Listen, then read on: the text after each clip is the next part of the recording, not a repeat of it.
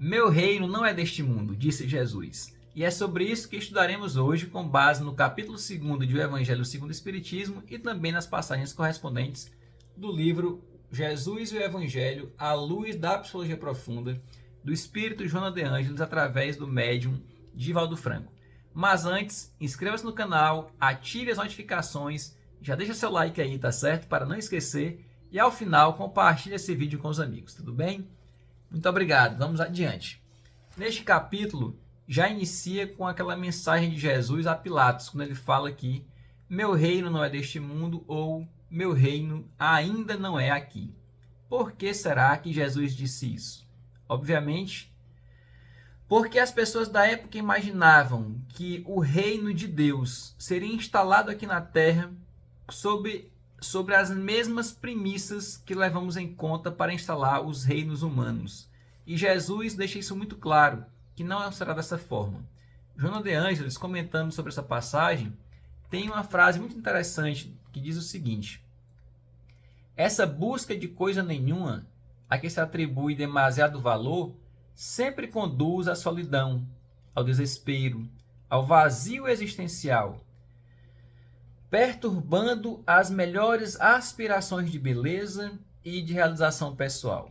Porque as pessoas tendem a imaginar que através das conquistas materiais irão realmente encontrar a verdadeira felicidade e terminam por se decepcionar bastante. Seja porque não encontram aí a felicidade, não encontram aí a paz espiritual e terminam também por se decepcionar com as companhias que atraem para si através desses interesses. É importante destacar também que muitas pessoas terminam deixando de seguir os ensinamentos de Jesus ou adiando cada vez mais, até de forma indefinida, a preocupação com os preceitos religiosos sob alegações de cunho material e que terminam procurando disfarçar através de evasivas variadas. É nesse sentido que Joana também diz o seguinte: que muitas pessoas que diziam querer procurar o reino de Deus logo recuavam ante um mas, que abria a condição para optar pelos interesses das paixões a que estavam acostumados. É o que muitos de nós continuamos a fazer nos dias de hoje, dizendo que queremos seguir Jesus, mas nesse momento ainda temos que nos dedicar aos nossos filhos e não temos tempo para os filhos dos outros. Queremos ajudar o próximo, mas o dinheiro que temos não é suficiente para ter ainda o que desejamos. Queremos colaborar na transformação do mundo, mas quando acontecer isso, mas quando acontecer aquilo, e de mas em mas, o tempo passa e terminamos por nada realizar. Então, precisamos nos decidir e colocar como foco principal de nossas vidas os ensinamentos de Jesus. Porque estamos aqui de passagem, construindo um futuro que logo logo baterá à nossa porta quando a nossa amiga morte nos chamar de volta para o mundo espiritual.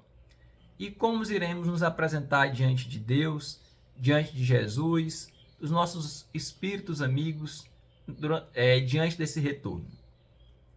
Será se voltaremos iguais ao que viemos para cá? Será se retornaremos de mãos vazias, sem ter nenhum talento novo a apresentar? Será se aquele talento que Deus nos deu apenas enterramos aqui com medo de procurar desenvolvê-lo e ao mesmo tempo deixar de obter realizações materiais? São perguntas que temos que nos fazer, porque este mundo é transitório. A realeza de Jesus ainda não é aqui, como ele mesmo falou, porque nós não estamos preparados ainda para viver aqui plenamente em sintonia com seus ensinamentos. Adiante, nesse capítulo 2, nós vamos para o tópico chamado A Vida Futura. E nesse tópico é importante destacar que o eixo do ensinamento de Jesus, principalmente no que diz respeito à justiça divina, se assenta justamente sobre essa premissa da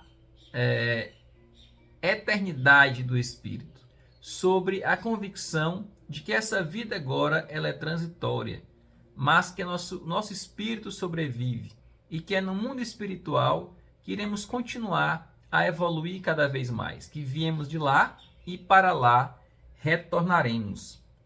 Porém, na época lá de Jesus, até mesmo antes dele, a visão da vida espiritual, da vida futura, era muito limitada para os judeus. Eles acreditavam, por exemplo, em anjos, mas não achavam que cada um de nós poderia se tornar um desses anjos. Eles acreditavam também na justiça divina, mas apenas como compensações e punições imediatas aqui nessa mesma vida. Que os sofrimentos que passamos, que as benesses que recebemos, são consequências das decisões que tomamos agora. E isso levava a muitas inconsistências, porque alguns se perguntavam: ora, observando o que acontece por aí, percebo que muitas pessoas que só fazem o mal, parece que conseguem tudo de bom em suas vidas, enquanto eu procuro a cada dia me tornar uma pessoa melhor e parece que tudo acontece de ruim para mim. Diante desse enigma que se apresentava, muitas pessoas ficavam sem entender muito bem a justiça de Deus e passavam aí a ter visões muito fanáticas e dizer que não deveríamos questionar isso, deveríamos aceitar tudo de forma até mesmo irreflexiva. Porém, nós sabemos que se Deus nos concedeu a razão, a inteligência, para os atos mais simples do nosso dia a dia, como é que nós não iríamos poder utilizar esse mesmo raciocínio, esse mesmo discernimento para entender a vontade de Deus? É óbvio que compreender a essência divina é algo que nos foge ainda, mas é lícito, é normal nós queremos cada vez mais compreender essa essência divina à medida que nós vamos evoluindo cada vez mais. Depois de Moisés, como nós já vimos no capítulo passado, e se você não assistiu ainda, eu vou deixar aqui o linkzinho para vocês assistirem, compensa você ver esse vídeo para entender a questão das 3 revelações, que são Moisés, Jesus e o Espiritismo. Está tudo explicadinho nesse vídeo. E aí nós percebemos que depois de Moisés, Jesus veio nos mostrar uma vida futura como um princípio da justiça de Deus, que só poderemos encontrar a verdadeira natureza da justiça de Deus quando entendemos que a nossa vida continua no mundo espiritual, que muitas das compensações e das punições que esperamos não vão acontecer nesta vida aqui material, mas na vida espiritual. Jesus não pôde avançar muito durante aquela sua época no que diz respeito aos ensinamentos sobre a reencarnação, embora tenha deixado plantadas algumas sementes a respeito e sobre as quais não nos debruçaremos nessa conversa de hoje, porque serão objeto de estudo no capítulo adiante e vamos deixar reservado para lá, para que esse vídeo não fique muito extenso. Porém, Jesus também disse que no futuro iria enviar um novo Consolador que iria esclarecer aquilo que ele não pôde deixar evidente na época em que esteve entre nós. E esse Consolador, como sabemos, é o Espiritismo. O Espiritismo, por sua vez, veio colocar uma lupa sobre essas questões, jogar luz de forma definitiva sobre elas e nos deixar de forma bastante clara, evidenciado, que a justiça de Deus é plena, é constante, é eterna e é perfeita. E para isso nos explica através das várias encarnações. Muitas dificuldades que temos, muitas dores e sofrimentos que passamos, são justificados por atos equivocados que praticamos em vidas passadas, que embora não nos recordemos no momento, temos que reparar para entrarmos em paz com a nossa própria consciência. E muitos perguntam assim, mas isso é muito... ponderam, né? Melhor dizendo, muitos ponderam o seguinte, mas isso é muito injusto, como é que eu vou ter que pagar por uma coisa da qual eu não me recordo? Ocorre que o fato de não se recordar não apaga a dívida. E o fato de não nos recordarmos de algo também não retira as consequências que temos que levar adiante por conta dele. Um exemplo que podemos destacar é no que diz respeito à nossa própria vida aqui na Terra. Quase nenhum de nós consegue lembrar de fatos dos primeiros anos de vida, do primeiro ano, do segundo ano, e quando lembra de muito pouco. Porém, embora não lembrando, as vivências que tivemos nessa primeira infância, nos 2 primeiros anos de idade, marcam muito o nosso caráter, a nossa personalidade e, acima de tudo, a nossa saúde mental. Não é à toa que muitos terapeutas, psicanalistas, psicólogos fazem com que nós venhamos a refletir sobre os primeiros anos de vida na busca de encontrarmos as raízes dos sofrimentos, das dores, das limitações, dos medos e anseios que temos conosco. De onde vem isso? E em diversas ocasiões vamos encontrar lá na nossa primeira infância. Então, mesmo não lembrando o que aconteceu ali, isto termina repercutindo ao longo de toda a nossa vida. Da mesma forma, no que diz respeito a vidas passadas, mesmo não lembrando dos males que praticamos, as consequências desses males repercutem nas vidas futuras até que nós venhamos a poder zerar essa dívida e entrar em paz com a nossa própria consciência. No tópico seguinte, temos falando sobre a realeza de Jesus, dizendo o seguinte, que a verdadeira realeza de Jesus consiste na sua moral, porque embora muitos líderes, tanto reis, imperadores, ditadores, como também pessoas que se destacam na sociedade, na música, na arte, nos esportes, seja onde for, são intitulados como rei ou rainha em determinada área. Porém, com o passar do tempo, essas pessoas terminam sendo esquecidas, ainda que não totalmente, mas pelo menos parcialmente, até que no futuro pouco se fale dela. Diferentemente ocorre com Jesus, que através da sua simplicidade, da sua humildade, mas de uma vida plena de amor e dedicação ao próximo, conseguiu realmente deixar marcada a Terra, né? Deixar marcado o nosso planeta pela sua passagem. E nunca mais o nosso planeta foi o mesmo depois que Jesus passou por aqui. Desde então, uma luz maior brilha e envolve todo o nosso globo, porque a sua verdadeira obra foi a obra moral. Os seus ensinamentos são eternos. A sua filosofia de amor, de paz, de caridade, de perdão, de dedicação ao próximo é algo que permeia todas as religiões. A lei áurea que ele revelou de amar o próximo como a si mesmo e a Deus sobre todas as coisas é algo presente em todas as sociedades, porque nós sabemos que só assim iremos encontrar a verdadeira paz, quando nós soubermos amar ao próximo como a nós mesmos, quando nós quisermos apenas fazer ao outro aquilo que nós gostaríamos que ele nos fizesse. E é importante destacar também que esse ponto de vista de observar o mundo atual, a partir de uma compreensão de que esse mundo atual ele é passageiro e que nossa verdadeira vida é a vida espiritual, nos dá uma perspectiva muito diferente sobre a vida.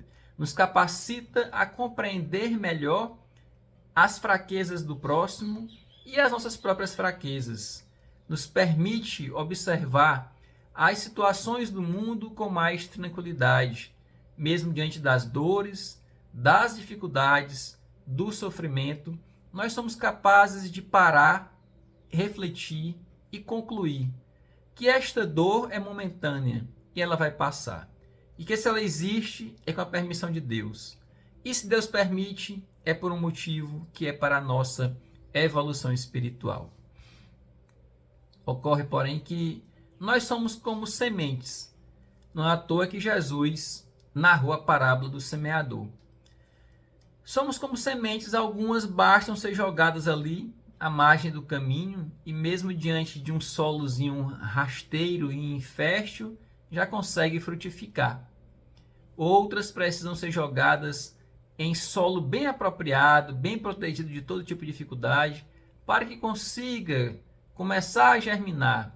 E apenas depois ela germinar e crescer um pouco, é que vai ter que enfrentar as intempéries da natureza, as pestes, as traças, as dificuldades, porque assim já estarão fortes para isso. Porém, outras são muito endurecidas e só conseguem realmente desabrochar diante da dor, diante do fogo que vem rachar essa casca que a envolve. E diante dessa metáfora na nossa vida, esse fogo é o sofrimento, é a dor, é a dificuldade que vem nos fazer rachar a casca do orgulho, do egoísmo, da vaidade e permitir assim que desabroche o que há de melhor em nós, que é aquela faísca de amor, a centelha divina que está encapsulada dentro dessa semente tão endurecida pelo orgulho e pelo egoísmo. Então, com essa perspectiva da vida espiritual, da vida eterna, de que tudo continua, nós poderemos assim compreender melhor as ocorrências do nosso dia a dia. Eu queria destacar para vocês uma outra frase que diz aqui o seguinte, no Evangelho segundo o Espiritismo. Pessoas assim lamentam que essas criaturas efêmeras e tantas canseiras se entreguem para conquistar um lugar que tão pouco as levará e que por tão pouco tempo conservarão. Ou seja, é digno de piedade um indivíduo que se entrega a tantas atribulações, a tantas inimizades, a tantas picuinhas em busca de conquistas materiais que logo, logo passarão. Embora muitos achem que aí está a verdadeira alegria. E por último, meus amigos, desse capítulo, temos o tópico Uma Realeza Terrestre. Eu evito ler passagens mais longas nesse estudo, porque o estudo é apenas uma provocação para que você queira ler o Evangelho segundo o Espiritismo. Este estudo aqui comigo, a minha intenção, dentro das minhas limitações, é proporcionar uma melhor compreensão do tema, para que você possa depois ler o capítulo e já ter algumas chaves interpretativas que facilitarão a sua compreensão. Eventualmente, porém, algumas passagens que eu considero mais marcantes do Evangelho segundo o Espiritismo, eu pedirei licença a vocês para lermos juntos e ir comentando, para que possamos captar realmente toda a essência dessa mensagem. E nesse capítulo temos uma delas, que é a passagem a Uma Realeza Terrestre. Aqui nós teremos uma mensagem de uma rainha de França, psicografada em 1863. E ela diz o seguinte: quem melhor do que eu pode compreender a verdade dessas palavras, nosso Senhor? O meu reino não é deste mundo. O orgulho me perdeu na terra. Quem, pois, compreenderia o nenhum valor dos reinos na terra, se eu não o compreendia? Que trouxe eu comigo da minha realeza terrestre? Nada, absolutamente nada. E, como que para tornar mais terrível a lição, ela nem sequer me acompanhou até o túmulo. Rainha entre os homens, como rainha julguei que penetrasse no reino dos céus. Que desilusão! Que humilhação quando, em vez de ser recebida aqui, qual soberana, veio acima de mim, mas muito acima, homens que eu julgava insignificantes, e aos quais desprezava por não terem sangue nobre. Oh, como então compreendi a esterilidade das honras e grandezas que com tanta avidez se requestam na terra. Para se granjear um lugar neste reino, são necessárias a abnegação, a humildade, a caridade em toda a sua celeste prática, a benevolência para com todos. Não se vos pergunta o que fostes, nem que posição ocupastes, mas que bem fizestes, quantas lágrimas enxugastes. Ó Jesus, tu disseste, teu reino não é deste mundo, porque é preciso sofrer para chegar ao céu, de onde os degraus de um trono a ninguém aproximam. A ele só conduzem as veredas mais penosas da vida. Procurai-lhe, pois, o caminho através das urzes e dos espinhos, não por entre as flores. Correm os homens por alcançar os bens terrestres, como se houvessem de guardar para sempre. Aqui, porém, todas as ilusões somem.